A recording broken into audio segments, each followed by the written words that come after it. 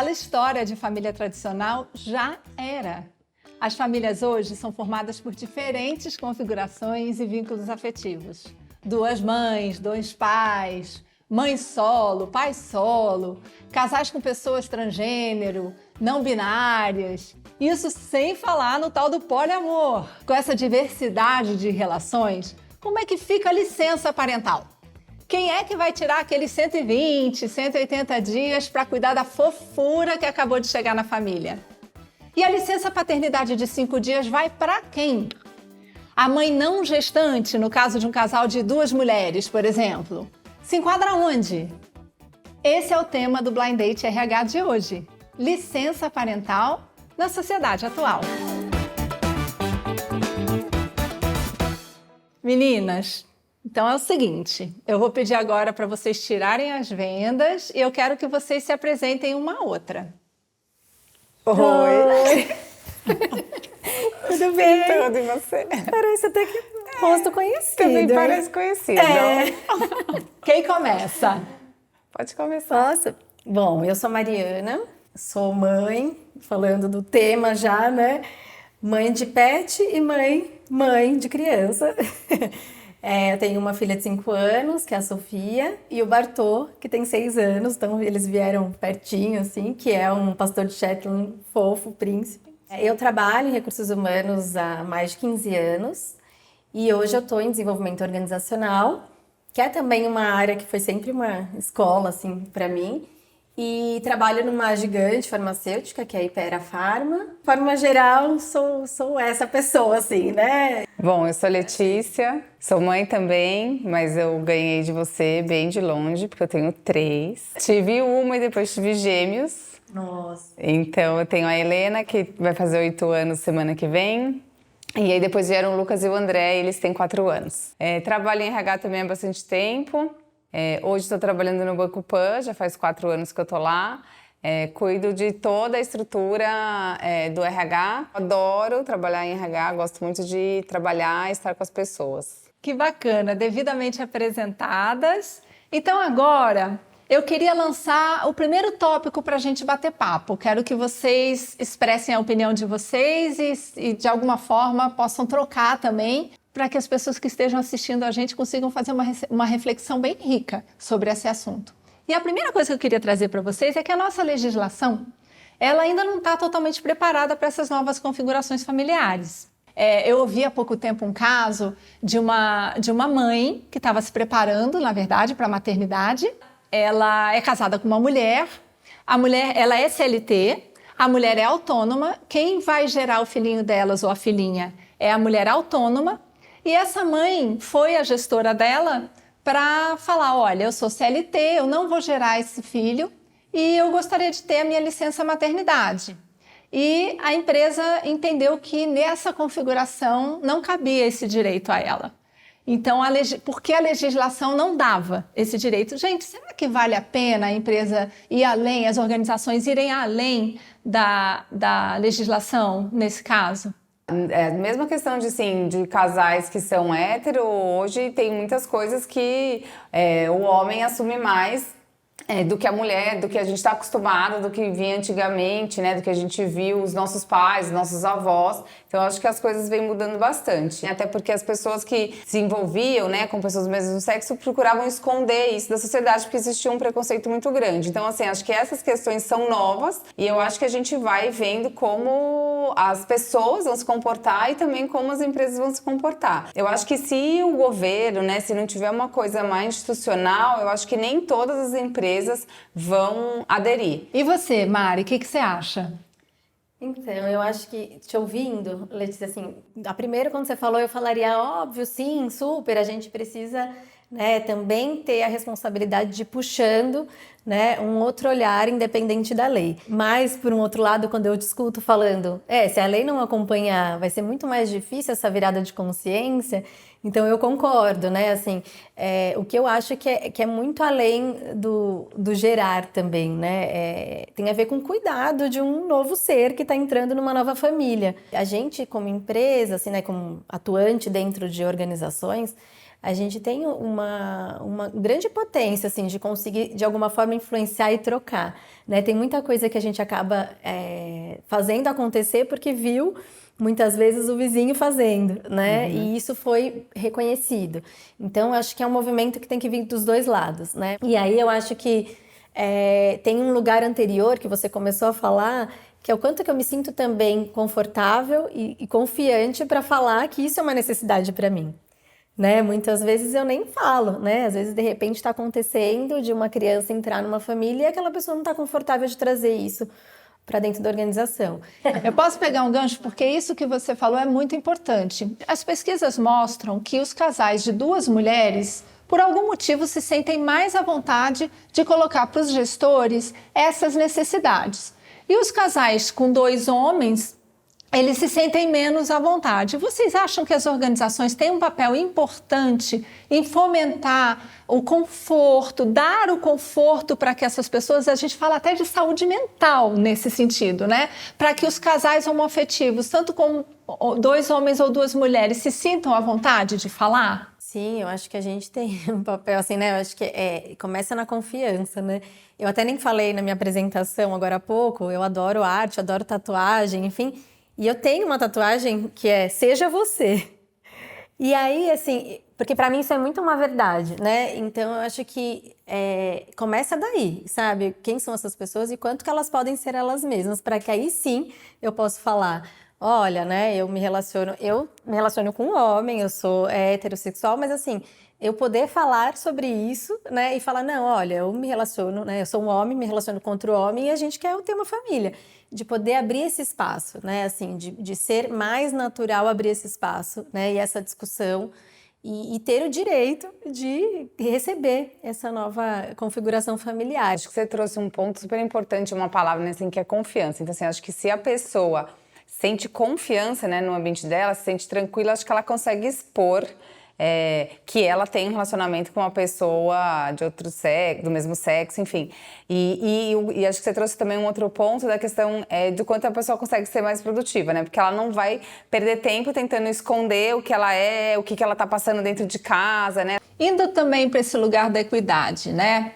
A gente tem as questões que estão muito em voga hoje dos casais homoafetivos, mas a gente sabe que tem também uma questão importante entre homens e mulheres, simplesmente, né, mesmo os heteronormativos. Porque não foi... Até os anos 80, os homens tinham um dia de licença quando o filho nascia e era porque ele ia registrar no cartório a criança, né? Era tipo um dia para ir registrar no cartório. Como vocês acham que as empresas e as organizações podem atuar nesse papel de equidade, né? Eu acho que assim, você trouxe, né? Tinha um dia e passaram para 5. Agora a gente tem, quem tem licença estendida, 20 dias. Já ajuda. Mas os países da Europa, né? Eu tenho uma amiga que mora na Alemanha e ela tem 2 filhos. Então, ela, na primeira gestação, ela ficou...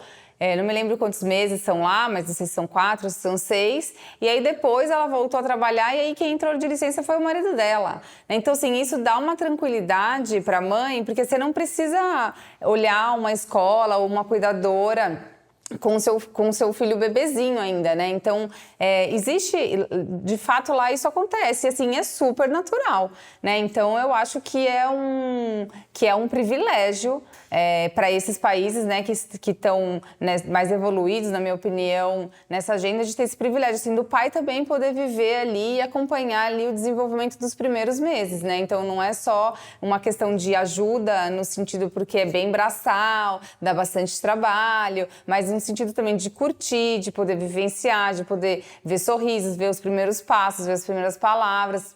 É engraçado, né? Porque eu estava conversando com meu marido ontem e falando, né? Mas como que seria, né? Assim, o que você gostaria, né? Como pai? E ele não sabia me responder, né? Porque é uma coisa muito enraizada, né? Assim, é muito óbvio. Ah, não, a mãe é a que cuida, né? É a que precisa, tá ali. E o pai tem essa função do registro, né? E de ser o provedor ali, né? Então, é muito interessante o quanto que a gente carrega isso, né? Assim, já é meio que uma chamada aí que a gente nasce já sabendo que é a mãe que, né? Ou achando, né? Que é a mãe que cuida, e nem sempre.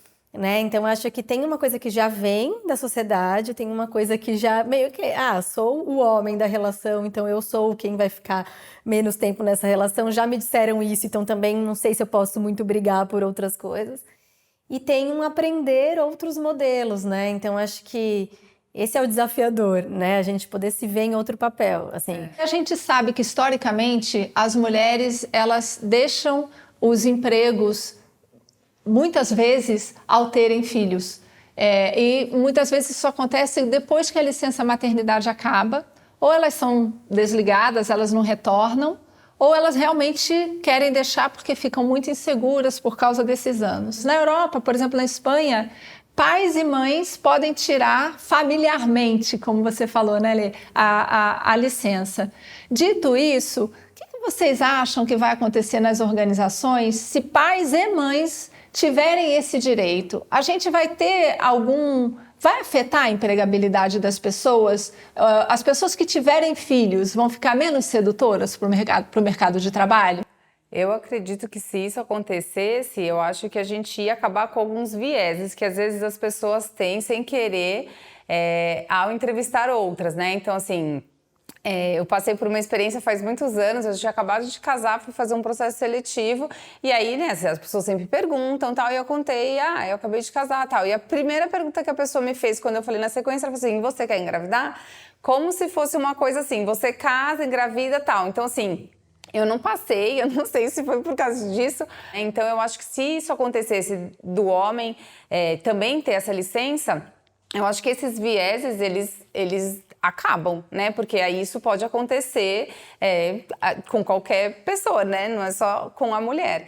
Eu acho que tem uma evolução ainda, né, pra gente. Eu acho que teria que, sei lá, talvez algumas gerações ainda, vendo pais voltando depois de um tempo, as empresas se organizando para como a gente lida com essa falta, né? Porque é alguém que estava ali, né, de alguma forma, com uma função e ela não está mais. Mas como que a gente também cuida das estruturas para que a gente possa ter essa chance de dar mais espaço para os pais também, né? Então, mas eu acho que é uma evolução, sabe? Eu acho que é meio que vai chegar, vai ver que tá tudo bem, né? Aí vai ter o outro do lado, aí vai se sentir à vontade para pedir, aí, né? Eu acho que temos ainda um belo caminho pela frente. Porque até pelo viés que você trouxe, acho que tem muito medo, né? Imagina, né? Eu acabei, tô no terceiro filho, né? E o medo, eu preciso desse trabalho também, né? Muitas vezes a pessoa precisa do trabalho, muitas vezes a pessoa quer, porque precisa em termos de função no mundo, né? Não só financeiramente, mas assim, a gente está falando de várias possibilidades, né? Várias histórias que acontecem. Mas tem um medo, né? Como que eu vou ser visto nesse ambiente se eu disser que eu que vou cuidar, né? Como que eu vou ser recebido e aceito depois de 4 meses, sei lá, 6 meses? Já tem alguém no meu lugar, né? Eu acho que é uma mudança de mindset da competição, do imediatismo para uma colaboração, para um olhar para o todo, né? Para o sistema. Mas eu acho que é uma consciência diferente ainda, né? Eu acho que é legal viver esse momento, né? Eu acho assim... Eu falei que eu saí do mundo corporativo, eu quis voltar mãe completamente diferente do que quando eu saí.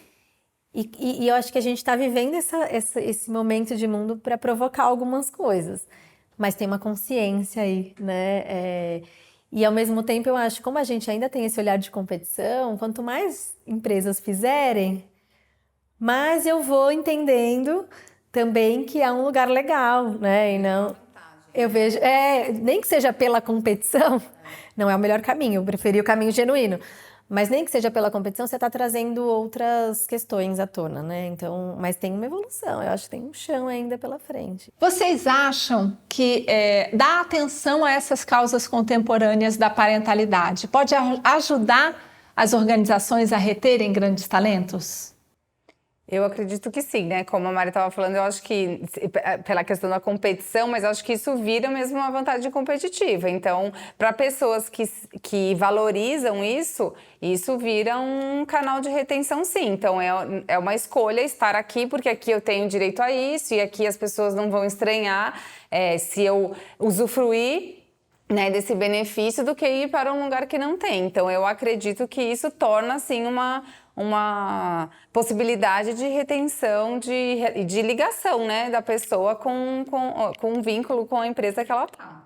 Eu também acho. E eu acho que isso vai deixando também mais claras as culturas diferentes, né? E talvez a transparência seja o melhor caminho. Aqui a gente não acredita que é desse jeito e tá tudo bem, então eu vou procurar um outro lugar. Se para aquele colaborador, aquele talento, aquela pessoa, isso é importante, com certeza um lugar que respeita o que é importante para ele faz com que ele fique mais tempo. Né? E mais tempo e feliz, né? Assim, não só ficar, né? Então, acho que tem um lugar ali de respeito, né? Que a gente está falando. Então, com certeza, eu acho que assim, a gente descobrindo e a gente ouvindo, né? Porque talvez o que falta é a gente promover um pouco mais essas discussões das pessoas que estão ali. A gente acha que as pessoas pensam isso ou aquilo. O que será que elas pensam de verdade, né? Então, acho que promover esse tipo de discussão, mesmo que a gente não tenha uma resposta pronta, vai exigir um posicionamento depois, que você pergunta, a pessoa também quer saber como que você pensa, mas vai trazendo um pouco dessa amplitude de consciência, assim, na minha percepção, né, pessoal. Bacana.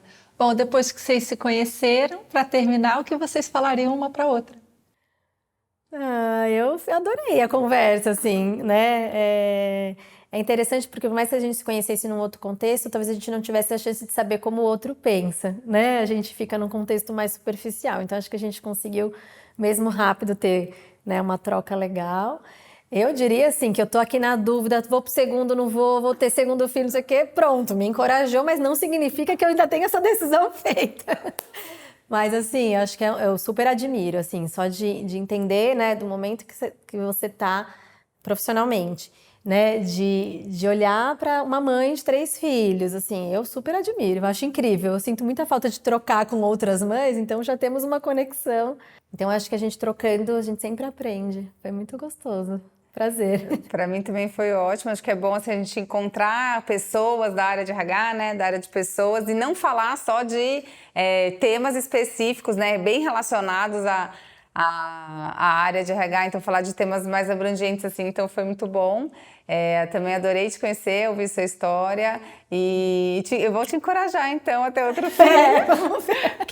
Você cuida de um cachorro, eu já tô com 2, né? Já sabe dividir as coisas. Gente, eu quero muito agradecer vocês estarem aqui nesse primeiro Blind Date RH. Estão inaugurando a série, foram super queridas de aceitar esse desafio. Eu sei que não é fácil, eu trouxe perguntas difíceis para vocês. E a gente convida vocês a refletirem e até a próxima. Eu não vou contar ainda o tema vai ser polêmico. Na próxima vez a gente se vê. Um beijo.